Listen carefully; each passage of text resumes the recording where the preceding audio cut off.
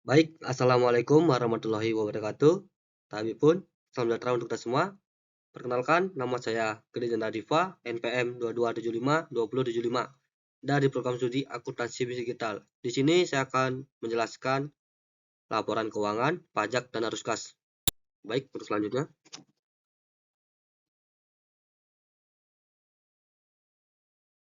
Laporan keuangan. Laporan keuangan itu dibagi menjadi 5. Yang pertama itu laporan posisi keuangan. Yang kedua, laporan laba rugi. Yang ketiga, laporan perubahan ekuitas. Yang keempat, laporan arus kas. Dan yang terakhir itu catatan atas laporan keuangan. Untuk mencari aset, itu ada rumus, yaitu liabilitas ditambah ekuitas. Maka ketemulah aset. Modal kerja bersih. Untuk mencari modal kerja bersih, yaitu dengan mengurangkan aset lancar dengan liabilitas. Maka ketemulah modal kerja bersih. Modal kerja bersih positif. Bisa dikatakan positif apabila aset lancar melebihi liabilitas.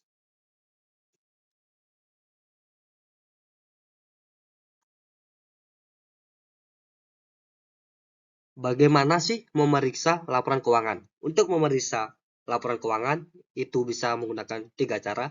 Yang pertama, likuiditas. Yang kedua, utang versus ekuitas. Yang ketiga, nilai pasar versus nilai buku. Likuiditas mengacu pada seberapa cepat dan mudah suatu aset dapat diubah menjadi kas. Semakin liquid suatu bisnis, maka semakin kecil kemungkinannya mengalami kesulitan keuangan. Sedangkan utang versus ekuitas itu menggunakan rumus aset dikurang liabilitas.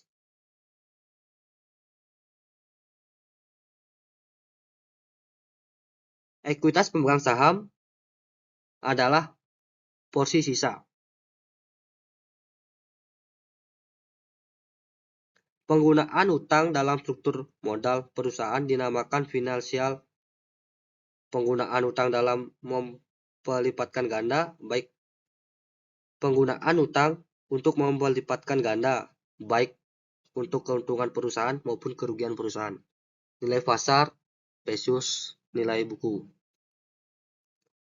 Nilai pasar adalah harga suatu aset di pasar yang biasanya digunakan untuk merujuk pada kapasitas pasar. Nilai pasar bersifat dinamis karena tergantung pada berbagai faktor seperti kondisi operasi fisik, hingga iklim ekonomi, hingga dinamika pemerintahan penawaran. Jadi nilai pasar itu bisa berubah kapanpun dan dimanapun, tergantung dengan faktor-faktor yang saya sebutkan tadi. Nilai buku. Nilai sebuah aset yang dinyatakan dalam pembukuan, itu nilai buku. Nilai buku biasanya dihitung dengan cara mengurangi nilai aset terhadap akumulasi depresiasi atau penyusutan. Nilai buku juga dapat dihitung dengan mengurangi total aset dengan aset tidak berwujud atau liabilitas. Selanjutnya,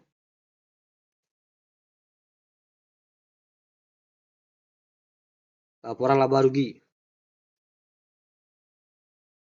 Laporan laba rugi ini berfungsi untuk mengukur kinerja perusahaan selama jangka waktu tertentu, biasanya selama 1 triwulan atau 3 bulan atau 1 tahun. Untuk mencari laba, kita perlu mengurangi pendapatan dengan beban, maka ketemulah laba.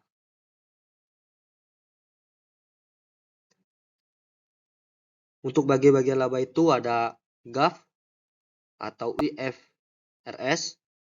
Yang kedua ada item kas versus item non kas. Yang ketiga ada waktu dan biaya.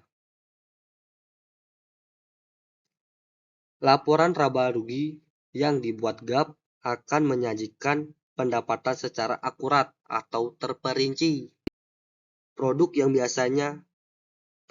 yang biayanya lainnya yang terkait dengan produk tersebut diakui pada saat itu. Pengeluaran yang disajikan dalam laporan laba rugi didasarkan pada prinsip pembebanan. Akun non kas atau item non kas. Alasan utama mengapa laba akuntansi berbeda dari arus kas adalah adanya akun-akun non-kas yang terdapat pada laporan laba rugi. Nah, beban yang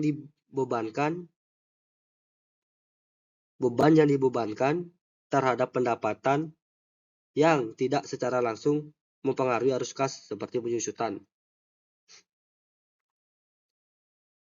waktu dan biaya. Waktu dan biaya itu dibagi menjadi dua. Yang pertama itu jangka pendek dan yang kedua itu jangka panjang. Perbedaan keduanya itu bersifat tetap dan variabel.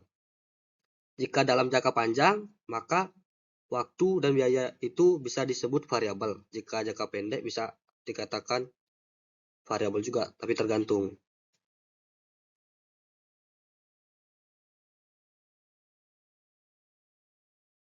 Arus kas dari aset. Untuk materi arus kas dari aset ini, sebelum kita pahami lebih dalam, kita pahami dulu pengertian arus kas.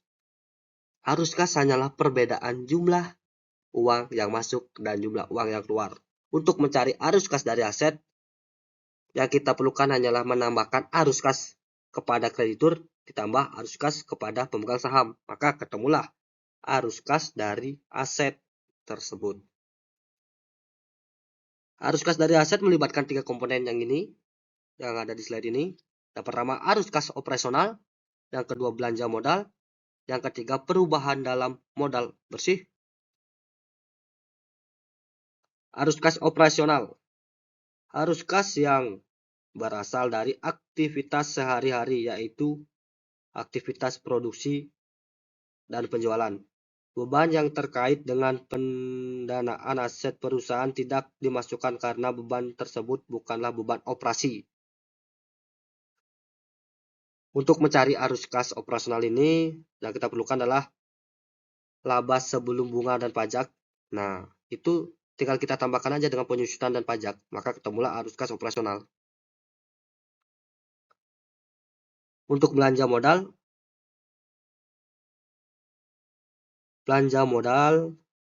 atau belanja bersih dari aset tetap. Untuk belanja modal dan belanja bersih ini sebenarnya cukup simpel, yaitu kita hanya perlu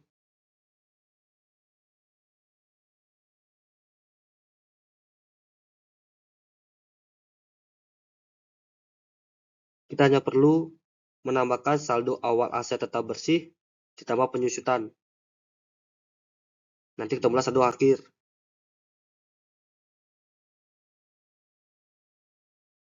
Saldo akhir aset tetap bersih. Nah, maka nanti setelah dikurangi, maka ketemulah belanja modal bersih. Perubahan pada modal kerja. Diukur dari perubahan pada modal kerja bersih, aset lancar secara relatif terhadap kewajiban lancar dalam periode yang sedang dilihat, atau dicerminkan jumlah yang dikeluarkan untuk modal kerja bersih. Nah, untuk modal kerja bersih ini cukup simpel, yaitu saldo akhir modal kerja bersih dikurang saldo awal modal kerja bersih, maka ketemulah perubahan dalam modal kerja bersih. Arus kas operasional tinggal ditambahkan.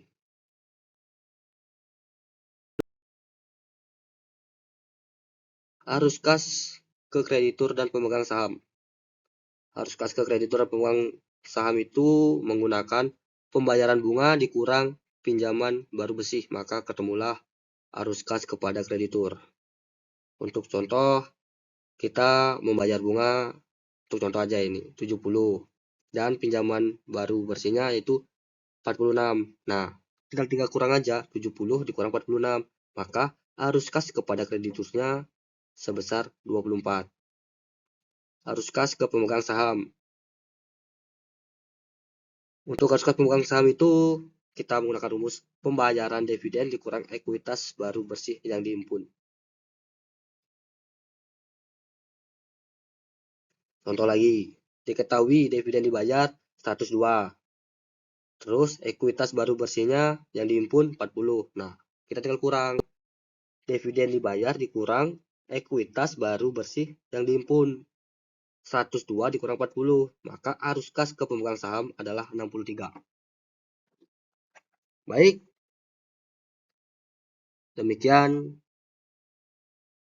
demikianlah penjelasan singkat dari saya. Bila ada salah kata, saya mohon maaf. Saya akhiri. Wassalamualaikum warahmatullahi wabarakatuh.